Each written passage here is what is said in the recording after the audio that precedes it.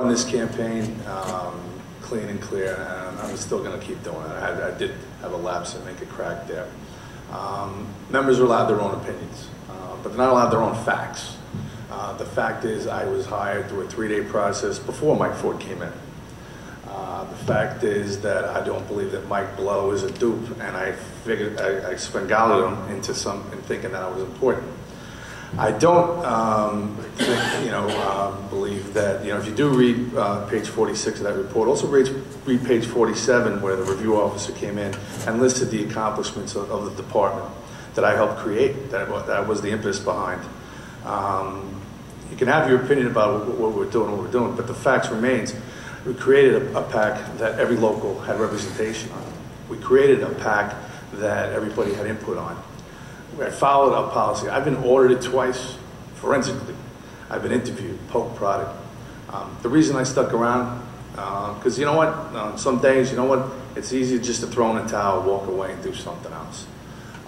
But I stuck here. And the most important reason, my father told me, the most important thing you have is your name. And to be able to get through this review officer screening a second time, and having him nominate me, it was a problem for him and me that, as I said before, when others, maybe not have been as so vigilant or worked hard or had criminal intentions and were self-admitted criminals, that wasn't me. No matter what one says or pretends or makes up. I was always, as I said, I love this union, this organization, its members. I live it every day of my life.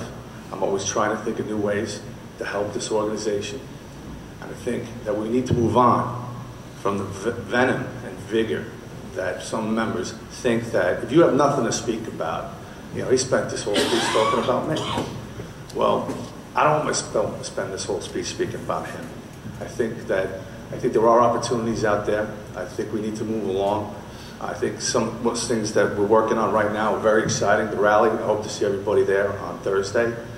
Build Up NYC is a new initiative, something we haven't done before, partnering with the building service workers, putting together a strategic campaign to hit them from the finance end to the street level to the zoning and comprehensive approach.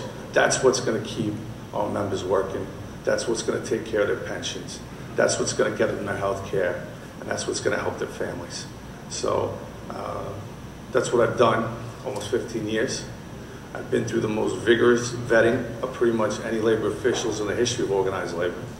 And I stand here before you proudly running for the President of the New York City District Council, and I ask for your vote on December 20th. Thank you very much.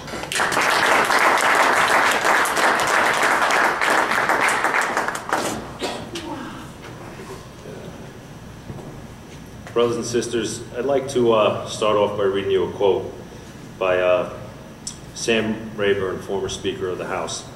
A jackass can kick a barn down, but it takes a carpenter to build one. We've stood by and watched the jackasses kick our barn down. Now I ask you for your support in helping me rebuild it as a united carpenters union. I fully understand the duties and responsibilities required for the position, and with your assistance, we can achieve great things. As a member of this proud union, I have worked shoulder to shoulder with many of you. I have experienced the wear and tear on the body firsthand, along with the concerns of continued employment and maintaining benefits. Under the guidance of the RO, we have made tremendous strides to offset the corruption that was once intertwined in the district council. I have witnessed firsthand as a council representative and formerly of the IG's office. Our people are on the streets in a tireless effort to create a level playing field for our members and contractors alike. With your help, we can finally turn the corner and get our own house in order. This is the driving force behind my candidacy for president. The office of president requires one to be a parliamentarian. Well, quite honestly, that may take a few tries for me. So I ask for your patience with that. What I hope to bring to the table is a grassroots environment where the membership participates and reverses the apathy and disillusionment. With your help, I would like to be the conduit from the district council to the membership. My daily routine going from job site to job site has expanded my knowledge and understanding of the challenges that we face every day, which is another reason why I've decided to run for president. Sitting on the sidelines for it to correct itself is not my approach. I know change can be difficult, and change has been the theme at a national stage. Here at the District Council, many of the changes were long overdue. The streamlining and modernization of reporting man-hours, along with the opportunities for the rank and file to participate and become field representatives, was a welcomed addition. I am also well aware that change for our seasoned members with many years under their belt may be difficult, more difficult than for the younger members. It will take innovative and creative solutions, thought process outside the box to meet the challenges before us, and there are many.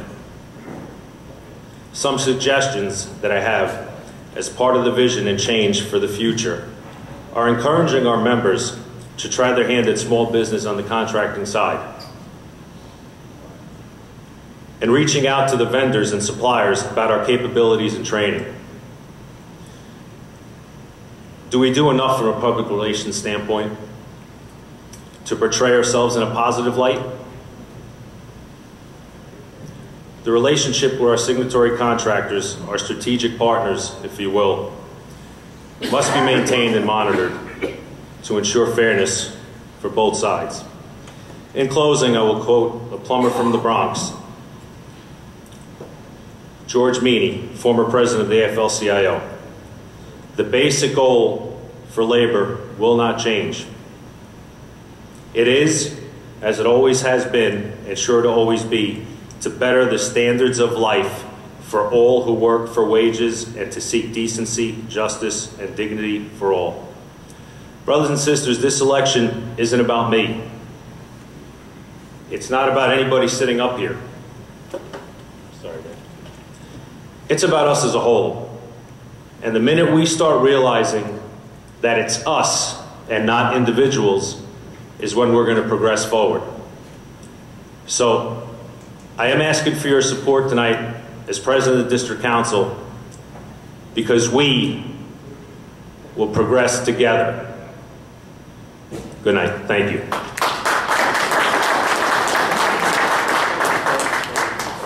All right, thanks to everybody for coming. Thank you to the candidates. I want to remind everybody that the election is on December 20th. The polls will be open early until 9 o'clock, and members need to vote at their local union offices. Thanks. Good night.